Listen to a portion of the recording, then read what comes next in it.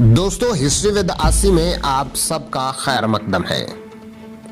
دہشت گردی کے خلاف امریکی جنگ پر آج ہم ایک سیریز سٹارٹ کرنے جا رہے ہیں۔ اسی سلسلے کی آج پہلی قسط ہے۔ آپ سے گزارش ہے کہ اگر آپ نے ابھی تک ہمارے چینل کو سبسکرائب نہیں کیا تو ہمارے چینل کو لازمی سبسکرائب کریں تاکہ آئندہ آنے والی نئی اقساط آپ تک بآسانی پہنچ سکیں۔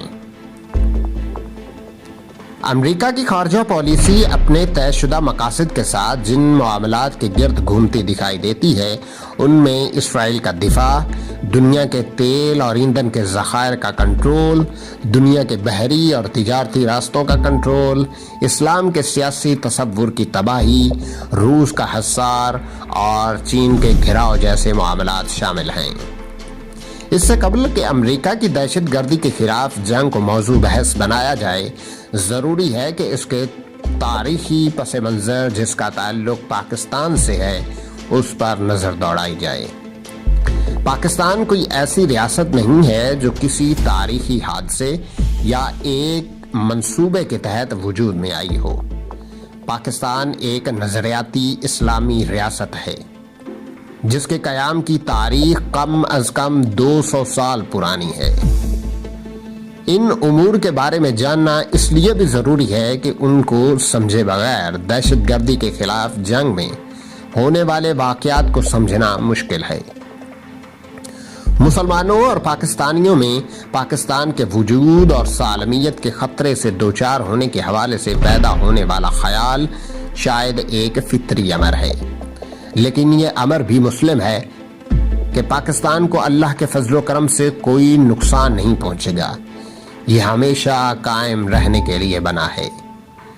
پاکستان کے پس منظر پر نظر دوڑائیں تو معاملات واضح ہوتے چلے جاتے ہیں۔ 1757 میں مسلمانان پاک و ہند نے جنگ پالیسی لڑی تھی جو کہ جنگ آزادی کی پہلی کوشش تھی۔ 1799 میں ٹیپو سلطان شہید ہوئے، 1857 میں جنگ آزادی ہوئی، 1947 میں ہم پاکستان حاصل کرنے میں کامیاب ٹھہرے۔ قوموں کی تاریخ میں عروج و زوال آتے رہتے ہیں۔ 1601 میں انگریزوں نے ایسٹ انڈیا کمپنی بنائی اور 1857 میں انہوں نے ہندوستان پر قبضہ کیا۔ انہیں بھی 250 سال لگے۔ مسلمانوں نے ہندوستان پر 1000 سال حکومت کی۔ زوال کا عرصہ 200 سال پر مشتمل تھا۔ قوموں کا عروج ایک نسل یا چند دہائیوں پر مبنی نہیں ہوا کرتا۔ یہ جلد بازی کا کام نہیں ہے۔ عمل کی ایک ترتیب ہوتی ہے، قومیں بنتی ہیں، تاریخ لکھی جاتی ہے جس میں بہت سارے لوگوں کا حصہ ہوتا ہے۔ پاکستان کا قیام علامہ اقبال کے 2 خوابوں کی تعبیر تھا۔ انہوں نے ایک خیال دیا کہ اس خطے میں مسلمانوں کے لیے ایک الگ ریاست ہونی چاہیے۔ ان کا دوسرا خیال تھا کہ یہ ریاست مسلمانوں کا ایک ایسا مرکز بنے جہاں سے اسلام کے عروج کے لیے مسلمان متحد ہو کر اپنا کردار ادا کر سکیں۔ کوئی ریاست وجود میں آتی ہے تو اس کے 3 پہلو ہوتے ہیں۔ ایک اس کا نظریہ ہوتا ہے، دوسرا اس کی حکومت ہوتی ہے اور تیسرا اس بذات خود ریاست ہوتی ہے۔ 1940 میں ہم نے جو قرارداد پاس کی تھی اس وقت ہمارے پاس نہ حکومت تھی نہ ریاست تھی۔ پاکستان بننے سے پہلے ہمارے پاس صرف نظریات تھے۔ 2 قومی نظریہ، ایک الگ اسلامی ریاست کے قیام کے لیے 1940 میں ہم نے ایک قرارداد پاس کی تھی۔ پاکستان بننے کے بعد ہمارے پاس ریاست بھی آ گئی اور حکومت بھی۔ نظریہ ہمارے پاس پہلے سے موجود تھا۔ ہمارے رہنماؤں نے پاکستان کو ایک اسلامی فلاحی ریاست بنانے کے لیے قرارداد مقاصد منظور کی۔ یہ افسوسناک حقیقت ہے کہ پاکستان کے قیام کے بعد ہم ان وعدوں کو پورا نہیں کر سکے۔ ہم نے غلطیاں کی، کوتاہیاں کی، نتیجتاً 1971 میں پاکستان 2 لخت ہو گیا۔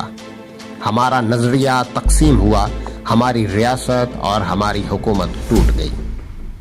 1971 کے بعد سے پاکستان کی ریاست اللہ کے فضل سے اپنی جگہ قائم ہے۔ ہمیں حکومتوں کا مسئلہ رہا ہے کہ ہماری حکومتیں مستحکم نہیں ہوئی، مگر ایک بات جس کو بنیادی طور پر سمجھنے کی ضرورت ہے، پاکستان کی ریاست ایک مقدس امانت ہے جسے انشاءاللہ کبھی کوئی آنچ نہیں آئے گی۔ اس نقطے کو سمجھنا اس لیے بھی ضروری ہے کہ پاکستان ایک تاریخی حیثیت کا حامل ملک ہے جس کا قیام مسلمانوں کی فلاح اور عروج کے لیے عمل میں لایا گیا۔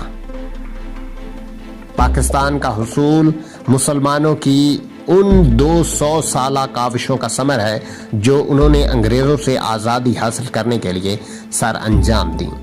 اس لیے پاکستان کو ایک عام ریاست سمجھنا درست نہیں ہوگا۔ اگر کوئی یہ سمجھتا ہے کہ پاکستان نے انہیں کچھ نہیں دیا اور پاکستان نے وہ مقاصد حاصل نہیں کیے جن کی توقع کی جاتی رہی ہے، اس کا علاج خدا نخواستہ یہ ہے کہ پاکستان کو توڑ دیا جائے، تو وہ نہ مسلمانوں کا دوست ہے اور نہ ہی پاکستان کا۔ پاکستان کے مسلمان گناہگار تو ہو سکتے ہیں، مگر یہ نہ کافر ہیں اور نہ ہی یہ منافق ہیں۔ یہ بات ہم کیوں کہہ رہے ہیں؟ یہ بات اس لیے ضروری ہے جب ہم آگے جا کر دہشت گردی کے خلاف جنگ کی صورتحال کو دیکھیں تو اس میں یہ عنصر ضرور آئے گا کہ پاکستان کے لوگ اللہ اور اس کے رسول صلی اللہ علیہ وآلہ وسلم سے پیار کرنے والے ہیں۔ ہم گناہگار ہیں، ہم نے غلطیاں کی، پاکستان کی ریاست نے غلطیاں کی، پاکستان کی عوام نے غلطیاں کی، حکومتوں سے غلطیاں سرزد ہوئیں، ہمارے مشاہیر نے غلطیاں کی، ہمارے علماء نے غلطیاں کی، ہمارے مفکرین، فلاسفر اور ذرائع ابلاغ نے غلطیاں کی، مگر اس کے باوجود یہ لوگ مسلمان ہیں۔ اگر کوئی اس چیز کو بنیاد بنا کر پاکستان کے لوگ کافر اور منافق ہو چکے ہیں، یہ سمجھ لیں کہ انہیں بے درے قتل کیا جا سکتا ہے، تو یہ پاکستان اور مسلمانوں کے خلاف ایک بہت بڑی سازش ہے۔ اس لیے یہ امر واضح ہے کہ یہ جو کوئی بھی کر رہا ہے وہ کسی نظریے یا کسی ایجنڈے کے تحت کر رہا ہے۔ یقیناً ایسے غاصب صہیونیت کے ایجنڈے کی پیروی کر رہے ہیں۔ امریکہ میں ایک یہودی لابی ہے، اس نے نئی امریکن صدی کے نام سے ایک منصوبہ شروع کیا تھا۔ اس کے تحت فلسفیانہ، تاریخی، سیاسی اور اقتصادی تحقیقات شروع کی گئیں، جس میں انہوں نے یہ ایک سوچ دی کہ 21ویں صدی شروع ہو تو امریکہ دنیا پر کیسے قابض ہو سکتا ہے۔ یہ وہ حکمت عملی تھی کہ جس کو حاصل کرنے کے لیے انہوں نے بہت سوچ بجار کی۔ امریکہ نے اپنی بیرونی پالیسی کے عناصر اسی ویژن اور سوچ کو مد نظر رکھتے ہوئے ترتیب دیے۔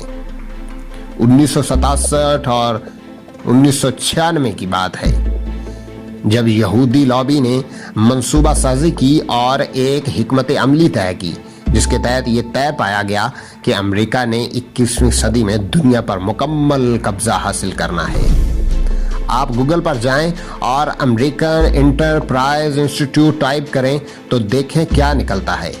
21ویں صدی میں امریکہ کے مقاصد کے حوالے سے وہ ذکر کرتے ہیں کہ اگر ہم نے پوری دنیا میں خونریز جنگیں شروع کرنی ہیں تو ہم پوری امریکی قوم کو اس وقت تک بیدار نہیں کر سکتے جب تک کہ ہمارے ساتھ ایک اور پرل ہاربر نہ دہرایا جائے۔